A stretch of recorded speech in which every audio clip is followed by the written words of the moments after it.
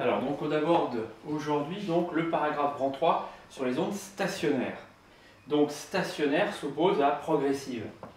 On voit que la définition de ces ondes n'est pas du tout celle des ondes progressives. Et on va déjà tout de suite voir à partir de ces définitions qu'on va avoir un comportement de ces ondes qui n'est pas du tout celui d'une onde progressive. Alors, la définition est la suivante. J'espère que vous voyez mieux que dans une vidéo précédente.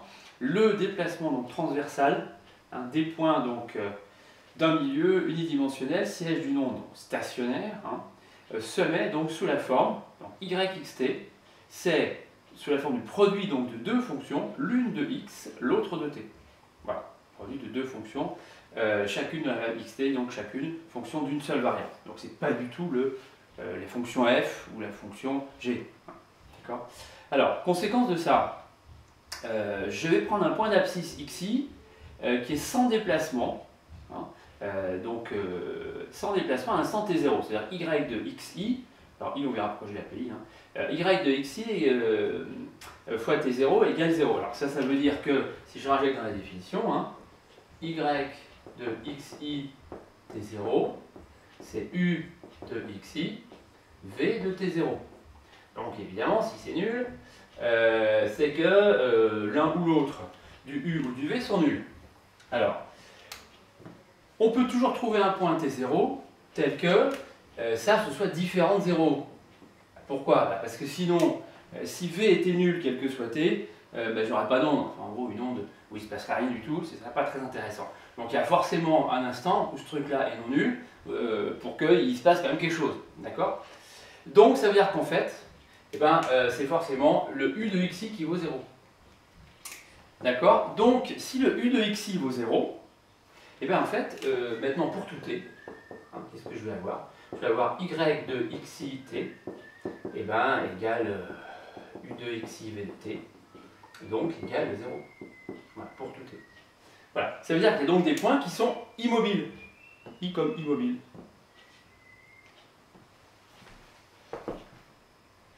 Ça marche, ok. Il y a donc des points qui sont immobiles, c'est pour ça que je les ai appelés comme ça. Voilà, d'accord. Donc ça veut dire que les points d'amplitude nulle à un instant donné, au lieu de se déplacer comme dans le cas d'une onde progressive, en fait, ils restent en place. Voilà. Donc, il faut imaginer votre onde avec plusieurs points xi, comme ça, d'accord ? Et ces points d'amplitude nulle restent d'amplitude nulle. Et ce sont les autres points qui vont avoir un mouvement de vibration, mais sans qu'on ait cette impression de propagation, en fait, puisque, je répète, ces points d'abscisse, ces points qui n'ont pas de déplacement restent sans déplacement au cours du temps. Voilà. Alors, on va voir différents exemples. Il y a deux manières, en gros, de faire ces ondes stationnaires.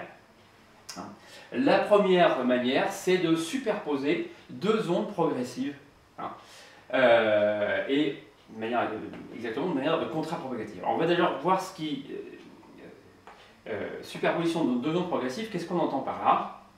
Alors, on va considérer une expérience avec un milieu de propagation unidimensionnel, muni donc d'un repère fixe OI, J orthogonal milieu, et on a deux sources, donc une mais deux, S'1, S'2, donc imaginez l'ondoscope, avec deux sources, et à chaque extrémité de l'ondoscope, imaginez que je suis en train de bouger les petites barres, d'accord? Alors S'1 est animé d'un mouvement Y S' de t et S'2 est animé d'un mouvement Y S' de t. On va poser t égale 0 le début de l'expérience. S1, S2 sont les positions des sources lorsqu'elles ne sont pas actives, toujours la même définition. D'accord ? On note X l'abscisse d'un point M' du milieu, et M de X c'est le point géométrique coïncident avec M' lorsque ce dernier est immobile, en fait. C'est autre manière de dire ce que j'avais déjà dit. Donc voilà. Le point M', c'est le point physique qui se déplace, et M, c'est le point correspondant sur le milieu unidimensionnel lorsqu'il ne bouge pas. Alors, supposons maintenant que, dans un premier temps, que seule la source S' est active. Alors, je vais déduire, donc Y S' vaut 0, je vais déduire l'onde de Y S'1. Alors ça, on ne l'a pas trop fait, on a plutôt insisté sur les fonctions F et G. Alors, reprenez le cours, c'est le début du cours, c'est la première page du cours. On déduit l'onde du mouvement de la source Hein. Donc y xt, c'est y exprime 1 avec le retard, Sm sur tau, hein, Sm pardon, sur C, excusez-moi. Donc ici, Sm c'est S1m. Hein. Voilà, donc y exprime 1 à l'instant t moins S1m sur C. Ce qui fait donc voilà, t moins valeur absolue de x moins xs1 sur C. Et cette onde-là, je vais la noter, donc ce yxt, je vais noter y1 xt. J'éteins la source S1, j'allume la source S2, qui est de l'autre côté de l'endoscope. Voilà. Pardon, on est ici. À ce moment-là, j'ai une autre onde qui va aller dans l'autre sens. Hein. Yxt, c'est le ys'2 de t moins S2m sur C. D'accord. Et je le détaille. T, ys2 de t, ys'2, pardon. J'ai oublié le prime ici. Hein. Ys'2. Ah, j'ai pas de stylo. Ys'2 de t moins x moins xs2 sur C. Voilà, notez y2 de xt. Donc c'est l'onde lorsqu'il n'y a que la source S'2 qui est active. Si S'1 et S'2 sont actives en même temps, à partir d'un instant t0, on va observer donc, voilà, on va observer ça, c'est-à-dire que ce qu'on va observer sur l'ondoscope, c'est que le y de xt, ça va être la somme du y1 de xt plus y2 de xt, c'est la somme de ces deux ondes. C'est-à-dire que voilà, les ondes vont se sommer. Hein. Alors, c'est la plupart donc, des milieux de propagation vérifient cette propriété donc, de superposition. Hein. Bon, c'est tant que l'amplitude de l'onde reste assez petite. Hein. Alors, ça veut dire quoi? Hein. Imaginons la situation, puisqu'on ne peut pas, on n'a pas l'expérience. Voilà.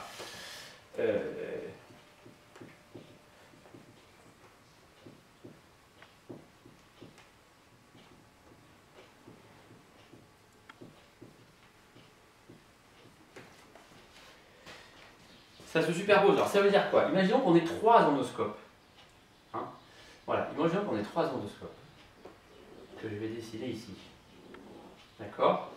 Il y en a un qui est équipé de la source S'1, un qui est équipé de la source S'2 et un qui est équipé des deux sources S'1 et S'2. Et on va supposer donc, alors que ces deux S'1 auront le même mouvement, hein, donc ça ce sera identique, voilà. Et ces deux sources auront le même mouvement à partir de t égale 0. Alors, ça veut dire quoi? Hein, que yxt égale yx1 de yx1, excusez-moi, y1 de xt plus y2 de xt. Alors ici, ce que je vais observer, c'est le y1 de xt. Ici, ce que je vais observer, c'est le y2 de xt.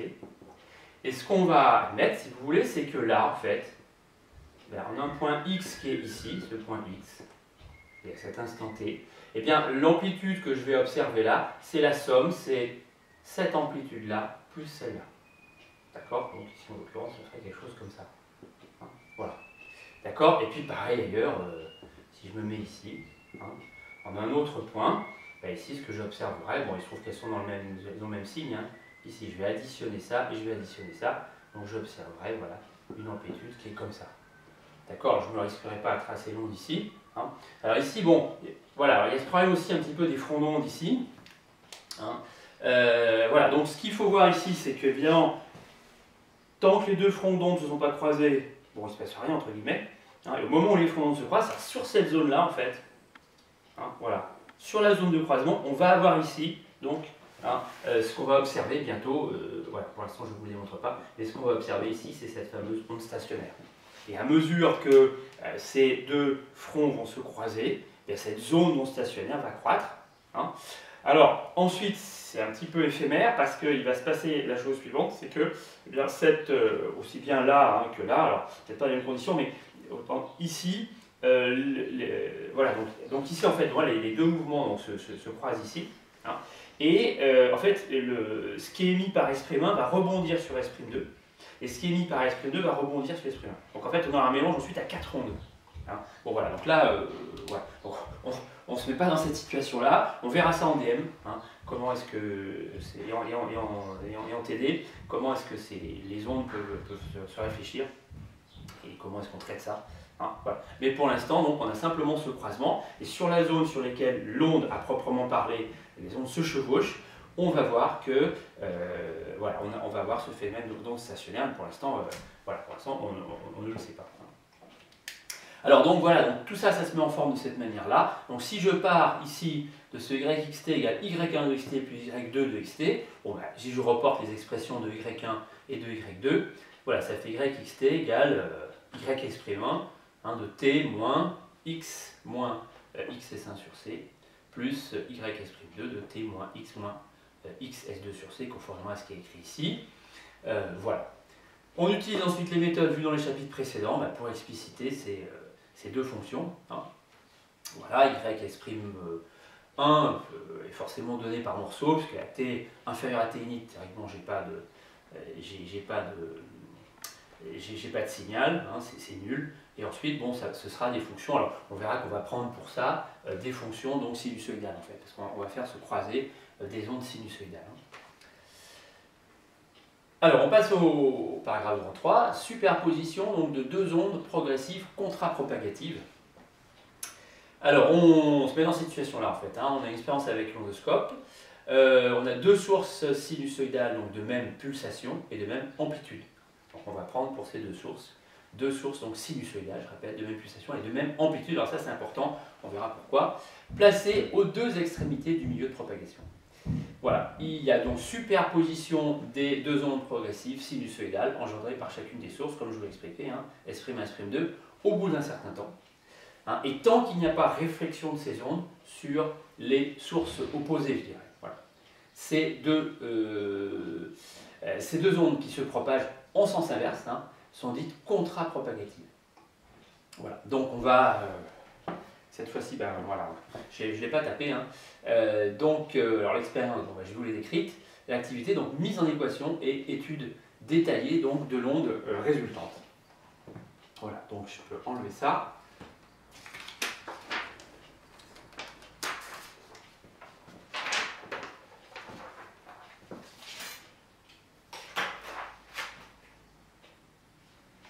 Alors, bon, ça on va le garder encore un petit moment. Alors, notre y S'1, ben, ça va être une fonction sinusoïdale de t. Oh là, j'ai déjà plus de cosinus donc, de pulsation oméga, facteur de t plus phi 1. On applique ces notations-là. Ouais, c'est ça. Et y S'2 de t, ça fait donc A, même amplitude que l'autre, cosinus et même pulsation, oméga t plus phi 2, voilà, je prends une condition générale phi 1, phi 2. Hein. Donc, les ondes y1 qui vont se sommer, y1 de xt, c'est y'1 en t moins valeur absolue de x moins xs1, on va peut-être le réécrire, là je vais y aller direct, cosinus oméga, facteur de t, moins, et ici donc, alors, si on se remet là, on va prendre, voilà, un repère OI, comme ça, OI, OI, voilà. Donc celle-là, elle va entre guillemets, je dirais, dans le bon sens, donc x moins x S1 sur C plus phi 1. Voilà. D'accord. Et j'ai changé évidemment la valeur absolue. Je l'ai changé donc en x moins xs1. Je l'ai enlevé puisque voilà, x moins xs1 c'est positif. Hein, puisque, voilà, ça c'est une onde qui se propage dans l'ensemble des x croissants. Alors pareil pour y2, enfin pareil, presque pareil, puisque là on va avoir une onde se propageant dans l'autre sens. Donc c'est la première fois qu'on va voir voilà, un petit peu avec l'autre signe qu'on a assez peu regardé jusqu'à présent. Cosinus de oméga, facteur de t, alors moins la valeur absolue, et cette valeur absolue elle est négative, donc ça va faire plus x moins xs2 sur C plus phi 2. Voilà donc nos deux ondes. Et en fait, ce que j'observe, ben, j'observe la somme de ces deux ondes. Donc il va falloir que je les somme. Alors bon, je pense qu'on va pouvoir effacer ça.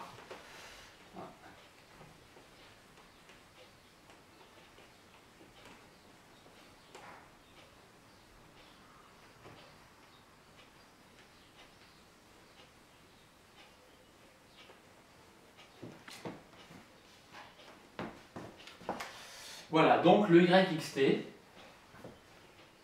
il faut y aller, on n'a pas le choix. Hein. Le YXT, donc c'est le Y1 de XT plus le Y2 de XT.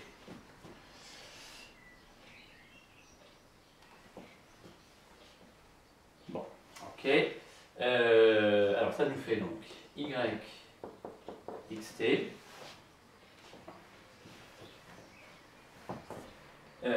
égale A, alors somme de ces deux, voilà. Alors bon, on va aller cosinus oméga facteur donc de t moins x sur c, d'accord, plus, on va dire une certaine phase grand phi 1, qu'on va expliciter, hein, plus a cosinus oméga t plus x sur c plus grand phi 2. Hein. Alors avec grand phi 1, c'est oméga sur c x S1 plus phi 1. Et puis phi 2, je peux écrire ici, phi 2, c'est moins oméga sur c xs2 plus phi 2. Voilà, d'accord. Donc ici, ce qu'on va exploiter, ce qui est essentiel, c'est que comme l'amplitude est la même, je peux factoriser par A, donc je vais me retrouver avec une somme de cosinus. Et ça, bah, vous avez vu en maths que ça faisait des choses, somme de deux cosinus. On va appliquer les formules dites en P et Q. Hein. Cos P plus cosinus Q, c'est cosinus de l'admi-somme, deux fois, pardon, cosinus de l'admi-somme plus de l'admi-différence.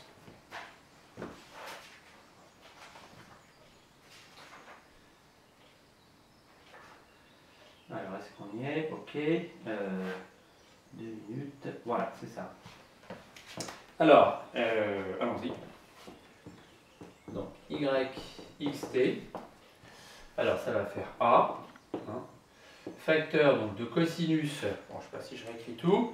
Allez, oméga T moins X sur C plus grand phi 1 plus cosinus oméga T plus X sur C plus grand phi 2. Voilà.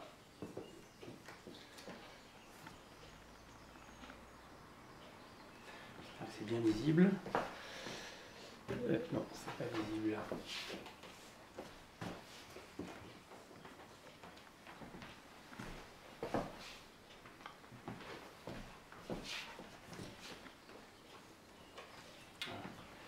Je vais un petit peu déplacer la caméra. Je suis à combien? Je suis à 8 minutes là. Il me reste 8 minutes. Bon. Voilà. Alors on va appliquer donc la formule hein, de maths. Hein. Alors je vous la rappelle. Cos P plus cos Q, c'est 2 fois cosinus P plus Q sur 2 cosinus P moins Q sur 2. Donc ça va donner la chose suivante. YXT égale, on a toujours grand A, fois 2, cosinus de la demi-somme. Donc la demi-somme des oméga t, ben, ça fait oméga t. Demi-somme de oméga moins x sur c plus oméga plus x sur c sur 2, ben, ça fait 0. Donc les x disparaissent. Plus la demi-somme des grands phi, que je vais noter comme une moyenne. Comme ça, clac. Voilà. D'accord? Voilà. Donc ça, c'est phi 1 plus phi 2 sur 2, la moyenne des grands phi. D'accord? Multiplié par cosinus de la différence. Alors, si je fais ça moins ça met des signes moins. Donc en fait, je vais faire ça moins ça. Ça change rien, le cosinus est pair. Donc les oméga t s'en vont. Oméga x sur c moins oméga x sur c moins oméga x sur c divisé par 2, ça fait oméga x sur c. Et puis ça fait du phi 2, alors comme ça je suis obligé de l'écrire parce qu'il y a une histoire de signe. Voilà, phi 2, grand phi 1 sur 2. Voilà. Donc, ben j'ai séparé l'expression, entre guillemets, hein, l'expression de cette onde, elle se sépare, puisque je vois que ici, mettons que le 2A, je le mette avec ça. Ça, c'était ma fonction, ben, je vois V de t. Hein, et ça, donc, c'est la fonction U de x. D'accord? Donc, on obtient bien, voilà, on obtient bien une onde stationnaire, hein, et non plus du tout une onde progressive. Alors, cette onde stationnaire, donc, hein, on peut la caractériser. Bon, je vais peut-être, disons, arrêter la vidéo ici déjà. Voilà, vous la passez, et puis j'en ferai une deuxième derrière, hein, pour la suite. Voilà.